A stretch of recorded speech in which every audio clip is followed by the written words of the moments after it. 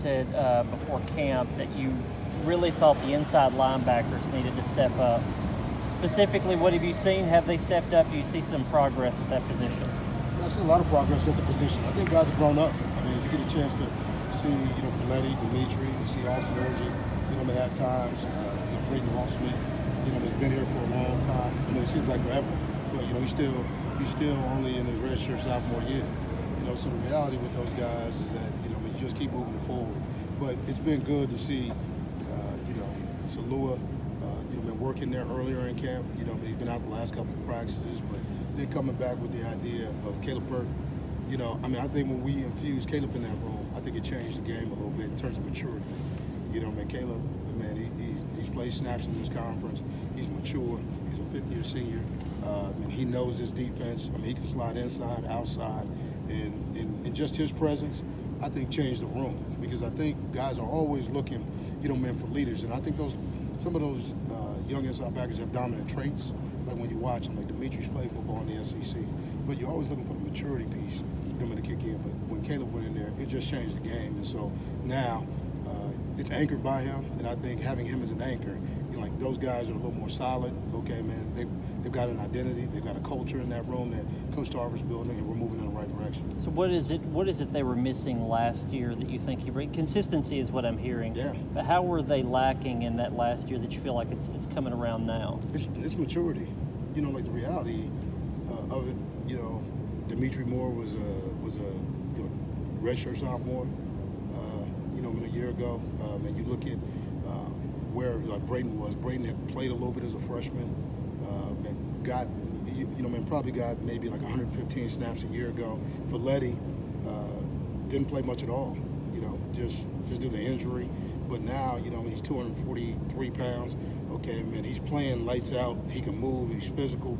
All those guys are just grown up. So physically, their bodies have changed, but I think mentally, the idea of Coach Tarver, stepping into that role as defense coordinator. When you have a defensive coordinator and an inside linebacker coach in your room, it changes the game in terms of, how much is put on you, what the expectation is, what he wants. And I think, again, adding Caleb to that room, somebody who had played for Coach Tarver, somebody who's played, a lot of snaps in this conference, it really solidified where he wanted to go. And so now what we got to do is just keep going full speed ahead.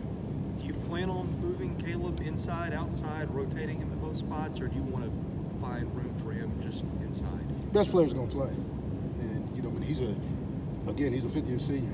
When you had that experience in this conference, and that's what I see, more than anything else, when I see depth in the defensive front, I see experience at outside backer, and now, kicking Caleb off the ball, put him inside, for the majority of the time, and he can still line up and play outside. He did it in the scrimmage, and that's what we wanted to see. What do we have? What is this group? What is this defense?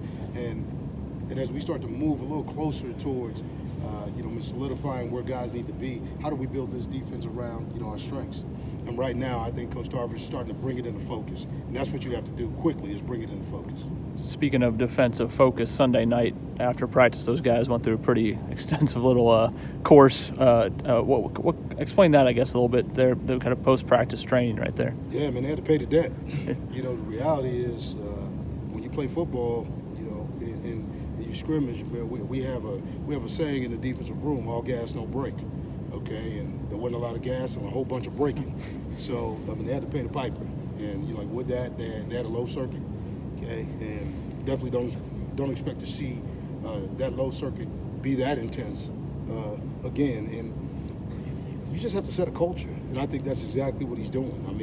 He understands how football is played in this league. He's a year removed from the NFL, and having a chance to see what it is, man, you have to have an expectation of when you hit the football field of how your guys are going to play.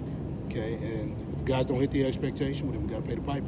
We pay the debt, as soon as we can. We paid the debt on Sunday, and now we move on. Jamari Wakefield, what are your expectations for him this year? Play.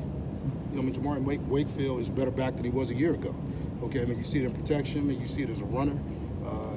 Again, I'm challenging him to be a three-dimensional back. Sometimes you want to chase the guy in front of you, and what you got to do is build your repertoire. You got to build your game, man. You got to be a better, pass protector. You got to be a better inside runner. You got to be able to catch the ball out of the backfield. You got to be a three-dimensional back in the SEC, and I'm seeing that from him. I think he's also got guys on his heels too. I mean, I look up and Keon right now is pushing it, and I think that's what they all want. Keyshawn comes out here every day and he's gonna give you everything he's got. So I think I'm starting to see a bunch of alpha males develop in that room. Maybe besides Keyshawn Vaughn, and we need that because we need depth at running back. You need at least 2 or 3 in this conference to go through a season. How much have you been able to take from Saturday's scrimmage and the things that you learned and implemented in practice this week, as far as things you saw you needed to address? I learned a lot. Not so much about this team, but just about where we were. I mean, a first scrimmage is something that you take a look at, and you're looking at effort, focus, discipline. Okay, the outcome is really irrelevant.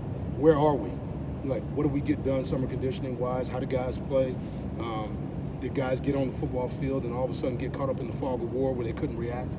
Okay, and they started in thinking versus playing. That's what I was looking for, and we sort of ironed those things out. I think we came out here today. We had a good spirited practice with a lot of energy, and this practice is going to move us exactly where we need to go. Are you seeing any separation at quarterback, or is that still a pretty even race? Man, right now, they're just competing. In terms of separation, I get charts, and they put those charts on my desk. But the reality is, when you get out here and you get tested in situational football, that's where you got to respond. The one-on-ones don't mean a whole lot to me. 7-on-7 don't mean a whole lot to me because last time I checked, when you play the game with 11 guys on the field. So, I'll check it out, as we get closer. But I just want to see improvement. I tell these guys every day, grab the 1%. There's 1% every day where these guys can grab it, get better, continue to focus on, what's there, and that's what these guys are doing. So let's not get caught up in who's winning the race. Let's make sure we get the work done, and then after that, outside, who's going to go out there first.